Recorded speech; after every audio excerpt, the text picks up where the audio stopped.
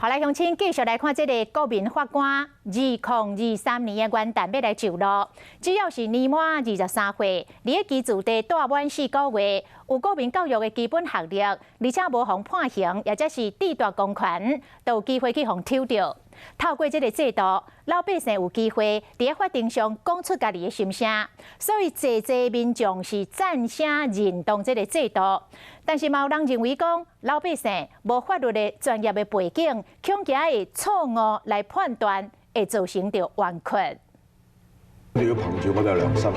等被告可以得到公平嘅裁決。電影內底講到陪審員，台灣的國民法官嘛，伫2023年上路，無共款就是咱是用參審制，全台灣有1200萬人有這資格。選任的過程當中，會對地方政府提供的初選的名冊，親像講台北市有100萬人適合，會當進入地方法院審核小組候選名冊，過來到地方法院合議庭隨機的抽選，了後會一個問，抽選的定數當中，這個決定講到底是要選任無？若是去用選條，袂使隨便拒絕。也許我們會比較人性化一點吧，比較多人去做判斷，還是比較好一點。怎樣的人會當做國民法官？只要是中華民國的國民，戶籍地連續住4個月以上，滿23歲，就當擔任。我都擔任的狀況就是親像講有案在身、特殊的身份、法律專業背景，袂當公正的審判，本案關係人破產的宣告，但是嘛是有人煩惱講誤判。這樣有點危險，因為我不是那個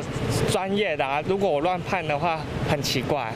一般民眾應該不太行。國民法官需要出庭，會當請公假，出差費3000塊，而且審判當中，各組會去用保護，袂講你的性命、人身的安全，還有受傷，攏有人保護。國民法官當年攏有5000人，1萬名合格人只有3個人，幾率是0.0003%。民眾雖然講是認同，但是嘛是煩惱講聽無法律的用語，未來法庭會改變審判的方式唄，判決書變怎寫，這就是另外一個問題咯。